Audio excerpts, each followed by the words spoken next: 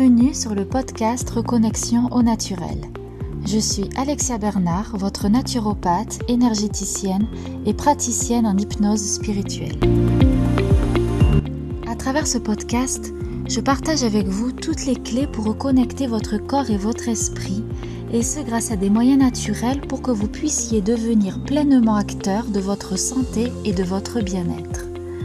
Naturopathie, développement personnel, spiritualité, voici ce qui vous attend dans les prochaines émissions. Sachez que vous pouvez aussi me retrouver sur ma page Facebook Reconnexion Corps-Esprit au Naturel, ainsi que sur mon site internet www.reconnexionnaturel.fr. Sans plus attendre, découvrez votre tout premier épisode.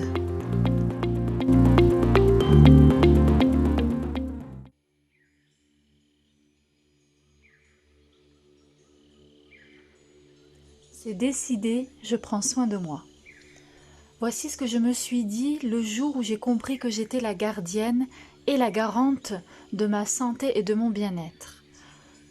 Ce jour-là, je me suis affranchie de beaucoup de croyances limitantes qui dictaient ma vie. Évidemment pas toutes, mais au moins celles qui m'empêchaient de réellement être actrice de mon existence et qui m'enfermaient dans des rôles qui au final ne me correspondaient pas du tout. Sortir de la victimisation est la première étape du chemin vers la guérison, notamment émotionnelle. Si vous remarquez, on a été habitué depuis tout petit à entendre des histoires dans lesquelles la pauvre victime est toujours le gentil. Du coup, nous nous sommes presque inconsciemment programmés pour savourer notre rôle de petite victime. Maintenant, il est temps de reprendre les rênes, et si quelque chose ne vous plaît pas, soit vous la changez, soit vous changez le regard que vous portez sur elle et la voir peut-être comme une opportunité de grandir. À vous de voir.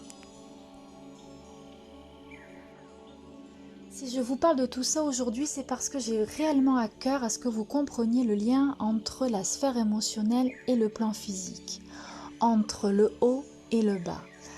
En effet, dans mes cours de naturo, on nous disait que la maladie vient d'en haut, que la maladie vient d'un désordre émotionnel. Donc si la maladie vient d'en haut, la santé peut aussi venir d'en haut. En effet, de plus en plus d'études démontrent les bienfaits de la méditation sur le système immunitaire qui d'ailleurs a tendance à être plus réactif, ou même sur le système endocrinien avec des sécrétions hormonales harmonisées, ou un système cardiovasculaire équilibré avec un rythme cardiaque ralenti qui de ce fait permet une diminution de la pression artérielle. Prendre soin de soi, c'est aussi réapprendre pour beaucoup à manger. Il est évident que la nourriture doit être bio, du jardin ou locale, et surtout de saison. Par ailleurs, privilégier une alimentation végétarienne. Bon, je ne dis pas d'arrêter la viande, mais au moins d'en diminuer sa consommation.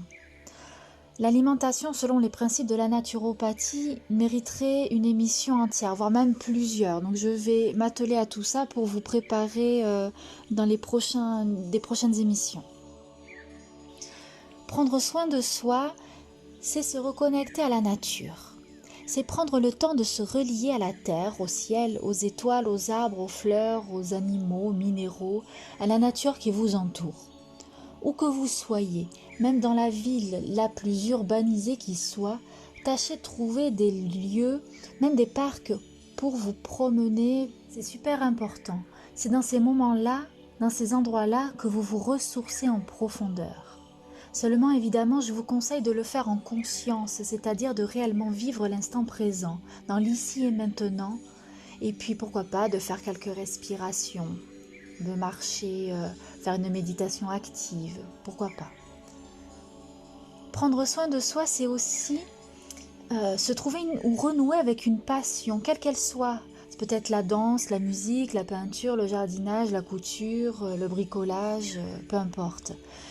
Car ces temps consacrés à vos passions sont comme des parenthèses qui font énormément de bien à l'esprit, à l'enfant intérieur, et qui en quelque sorte régénèrent votre capacité d'endurance dans votre travail. Et puis, il y a aussi tout simplement rester dans le silence. Et oui, ne rien faire. Prendre soin de soi, c'est aussi ne rien faire. Paradoxalement, on croit que ce surmener d'activités nous permet de nous échapper du quotidien, des problèmes, des tracas. Sauf que parfois, ne rien faire, être dans le silence, c'est simplement remettre les compteurs à zéro.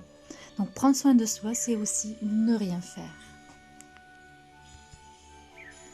Prendre soin de soi, c'est se faire plaisir, s'offrir des cadeaux, des massages, une retraite de yoga ou pourquoi pas des ateliers de développement personnel. Prendre soin de soi, ce n'est pas égoïste, j'insiste, c'est simplement vital. Comment voulez-vous être présent pour vos proches si vous n'êtes même pas présent pour vous-même ?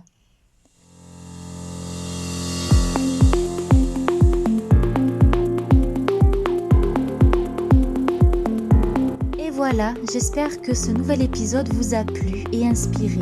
Si tel est le cas et que vous souhaitez me soutenir, n'hésitez pas à me laisser un avis et à vous abonner. En attendant jeudi prochain pour le prochain épisode, retrouvez-moi sur mon site internet, ma page Facebook ou mon compte Instagram. Prenez soin de vous et à bientôt.